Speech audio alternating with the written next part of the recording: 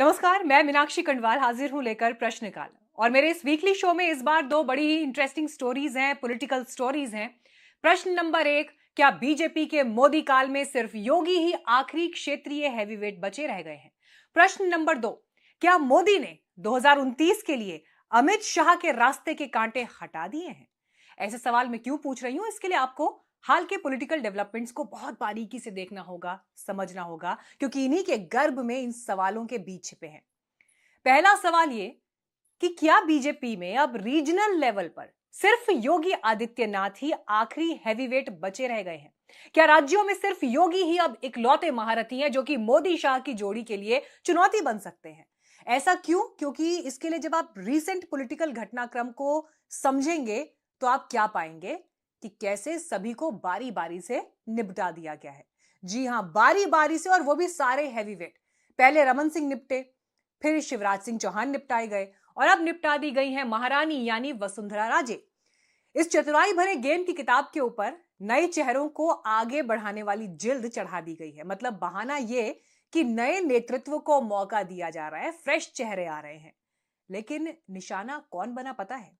मध्य प्रदेश में सबसे ज्यादा 4 बार मुख्यमंत्री बनने का रिकॉर्ड अपने नाम करने वाले शिवराज सिंह चौहान, राजस्थान में 2 बार की मुख्यमंत्री रही वसुंधरा राजे, और छत्तीसगढ़ में 3 बार के मुख्यमंत्री रमन सिंह।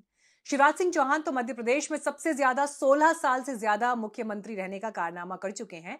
लेकिन इस चुनाव में तगड़ी मेहनत करने और एक एक दिन में 10 से 12 रैलियां करने और प्रचंड बहुमत लाने के बावजूद शिवराज को इस बार सीएम की कुर्सी नसीब नहीं हुई। और यही हाल हुआ वसुंधरा राजे और रमन सिंह का। लेकिन सवाल यहीं से निकलता है कि पूरे देश के पॉलिटिकल नक्शे पर नजर दौड़ाएं तो पता चलता है कि अब राज्यों में बीजेपी के पास सिर्फ यूपी के सीएम योगी आदित्यनाथ के अलावा कोई क्षेत्रीय क्षत्रप नहीं बचा। शिवराज और वसुंधरा दोनों हैवीवेट थे, उन दोनों को इस चुनावी जीत के बावजूद निपटा दिया गया। और इसीलिए मैंने शो की शुरुआत में यह सवाल किया कि क्या बीजेपी के मोदी काल में सिर्फ योगी ही अब आखिरी क्षेत्रीय हैवीवेट बचे रह गए हैं? वैसे बीजेपी के मोदी युग में अपनी पार्टी के भीतर हैवीवेट लीडर्स को ठिकाने लगाने की शुरुआत मोदी राज की शुरुआत में ही यानी 2014 में ही हो गई थी। तब 75 साल की उम्र का एक अघोषित नियम लागू कर दिया गया, जिसकी आड़ में सबसे पहले 2014 में ही पूर्व विदेश मंत्री जसवंत सिंह का पत्ता साफ कर दिया गया था। उसके बाद कैसे मार्गदर्शक मंडल बना और उसमें किन किन को डाला गया तो किसी से छिपा नहीं है। लाल कृष्ण आडवाणी से लेकर मुरली मनोहर जोशी जैसे दिग्गजों का क्या हश्र हुआ, ये आप जानते ही हैं। 2019 में तो ना आडवाणी को टिकट दिया गया, ना मुरली मनोहर जोशी को, और ना ही शांता कुमार को। हालांकि शांता कुमार ने उस अघोषित एज लिमिट पर सवाल भी उठाए थे, लेकिन मोदी युग में उनकी चली नहीं। आडवाणी के करीबी और अहमदाबाद ईस्ट सीट से लंबे समय से सांसद रहे हरिन पाठक को भी ऐसे ही निपटाया गया। उम्र का हवाला देकर कुछ और नेताओं का पत्ता भी कटा। लेकिन कुछ एक नेता ऐसे भी थे जिनको उम्र में छूट दे दी गई। तो अब जरा एक नजर दौड़ाइए, गुजरात से लेकर राजस्थान, एमपी, छत्तीसगढ़, हरियाणा, उत्तराखंड, असम और त्रिपुरा तक जहां जहां बीजेपी की सरकारें हैं, वहां पर नए चेहरे हैं जिनका ज्यादा कद नहीं है, जो दिल्ली के रहमो करम पर मुख्यमंत्री बने हैं और जो हर बात के लिए दिल्ली वालों यानी मोदी और अमित शाह पर निर्भर रहेंगे। मोदी अमित शाह ने राज्यों में नई लीडरशिप के नाम पर बीजेपी में एक ऐसी पौध रोप दी है जो उनके इशारों पर चलेगी। हाँ, लेकिन यूपी के सीएम योगी आदित्यनाथ की मिसाल इन सब में अलग है। सब जानते हैं कि योगी आदित्यनाथ अपने दम पर चीफ मिनिस्टर बने हैं, वरना मोदी और अमित शाह की पसंद तो मनोज सिन्हा थे, जो कि अब जम्मू कश्मीर के लेफ्टिनेंट गवर्नर हैं। मनोज सिन्हा को तो मोदी अमित शाह ने 2017 में लगभग मुख्यमंत्री बना ही दिया था, वो तो योगी अपने लिए कुर्सी छीन कर ले आए। तो योगी आदित्यनाथ को छोड़ दें तो कह सकते हैं कि राज्यों में अब बीजेपी के छत्रपों का लगभग सफाया हो चुका है। मतलब कद्दावर लीडरशिप राज्यों में अब बीजेपी के पास नहीं। ये बीजेपी के केंद्रीय नेतृत्व के लिए खुश होने की वजह हो सकती है, क्योंकि राज्यों की लीडरशिप अब सिर्फ मोदी और अमित शाह के भरोसे रहेगी। चुनाव दिल्ली से जीते जाएंगे और नेता भी दिल्ली से ही तय होंगे। 3 राज्यों में इस बार हुआ है। पिछले साल उत्तराखंड और गुजरात में भी ऐसा हो चुका है। उत्तराखंड में तो जिन मुख्यमंत्री को पब्लिक चुनाव में रिजेक्ट कर चुकी थी, उन्हीं पुष्कर सिंह धामी को मोदी शाह की जिद ने हारने के बावजूद फिर से चीफ मिनिस्टर बना दिया और जबरन जनादेश तैयार करवाया गया कि अब उन्हें जिताकर भेजना वोटर्स की मजबूरी हो गया। इस बात पर तंज कांग्रेस की प्रवक्ता रागिनी नायक ने भी किया और कहा कि बीजेपी अब कठपुतली सीएम की फौज तैयार कर रही है। लेकिन देखिए, जो जीता वही सिकंदर, जिसके हाथ में ताकत है वो फैसले भी वैसे ही लेगा। और यहां सूरत यह भी दिखती है कि बीजेपी आला कमान अब अपने इस वर्किंग स्टाइल को लेकर कुछ छिपाती भी नहीं है। उन्होंने ये मान लिया है और मैसेज स्टेट लीडरशिप को भी दे दिया गया है कि तुम्हारा काम वोट दिलाना नहीं है, वो तो हम यहां सेंटर से भी बैठकर मोदी जी के नाम पर कर लेंगे। गारंटी जीत की मोदी जी के नाम पर चलेगी। आप सिर्फ एक फेस हैं और सेंटर की स्कीम्स को आप वहां पर इंप्लीमेंट करवाइए। वहां टसल नहीं चाहिए।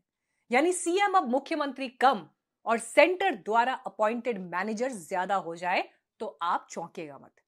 खैर, अब आते हैं प्रश्नकाल की दूसरी अहम स्टोरी पर।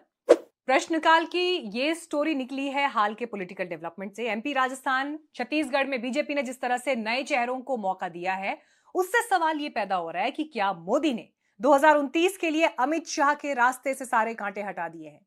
ये सवाल मेरे मन में क्यों कौंध रहा है, जरा इसकी वजह भी जान लीजिए और उसके बाद इस लाइन पर शायद आप भी सोचने को मजबूर हो जाएंगे, ऐसा मुझे लगता है। बहुत से ज्ञानी लोग कह रहे हैं कि जो विधानसभा चुनाव हुए उसके नतीजों के बाद राजस्थान, मध्य प्रदेश और छत्तीसगढ़ में बीजेपी हाईकमान या फिर कहें कि मोदी अमित शाह की लीडरशिप ने उसे नॉमिनेट किया। फिर कह रही हूं कि यह पूरा खेल जो हुआ है उसके पीछे 2024 के आगे की कहानी है। कैसे?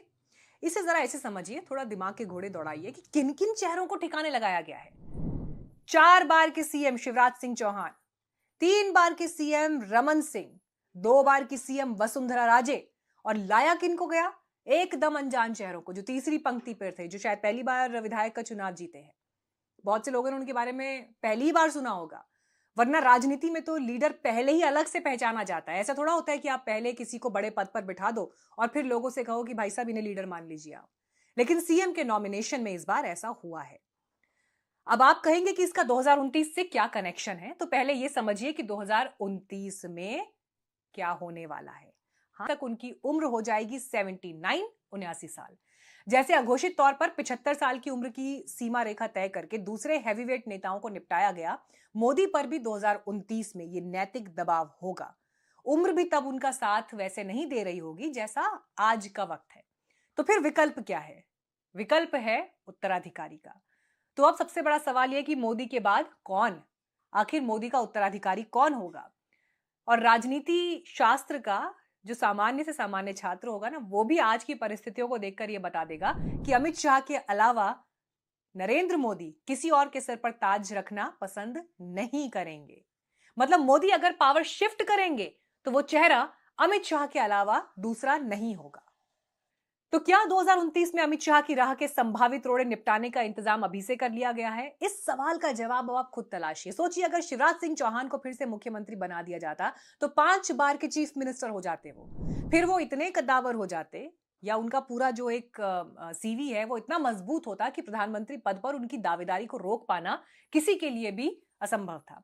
शिवराज दावेदारी के मामले में वसुंधरा राजे या रमन सिंह पर भी भारी पड़ते, क्योंकि उनकी पर्सनालिटी सहज है और एक स्वीकार्यता है उनको लेकर, सर्वमान्य नेता हो जाते हैं। लेकिन सबको ठिकाने लगा दिया गया। हालांकि शिवराज से मोदी शाह का राजनीतिक बैर पुराना माना जाता है। पता नहीं कितनों को याद होगा कि 2013 में जब नरेंद्र मोदी की पीएम पद के लिए दावेदारी तय नहीं हुई थी, तब शिवराज ही थे जिन्होंने आडवाणी का नाम उछाल दिया था। उन्हीं दिनों आडवाणी ने भी मोदी की बजाय शिवराज सिंह चौहान को पीएम मटीरियल बता दिया था। यानी पिछले 10 साल से शिवराज सिंह चौहान के मन में भी कहीं ना कहीं पीएम पद की एक ख्वाहिश घर किए बैठी थी। लेकिन पीएम का ख्वाब तो दूर की बात, अब तो उनके हाथ से मुख्यमंत्री तक की कुर्सी चली गई, और वो भी एक ऐसे वक्त में जब उन्होंने जी जान से ये चुनाव लड़ा था। तो क्या नए चेहरों को मौका देने के नाम पर मोदी शाह की ये जोड़ी 2029 का पक्का बंदोबस्त कर रही है? क्या फ्यूचर सर्वोच्च पद पर पहुंचने की अमित शाह की राह आसान करने के लिहाज से तैयार किया जा रहा है? और अगर ऐसा है तो फिर सवाल बना रहेगा कि योगी आदित्यनाथ का क्या होगा। और राजनीति वैसे भी संभावनाओं का सारा खेल है। आज का एनालिसिस एक तरफ, 2029 तक की तस्वीर जिस हिसाब से प्लान की जा रही है वैसे चलती है, या समय कोई और करवट लेता है, ये तो खैर देखना ही होगा। लेकिन अपना फीडबैक जरूर इस वीडियो पर दीजिएगा कि आप इस विषय में क्या सोचते हैं, अपनी राय जाहिर कीजिएगा।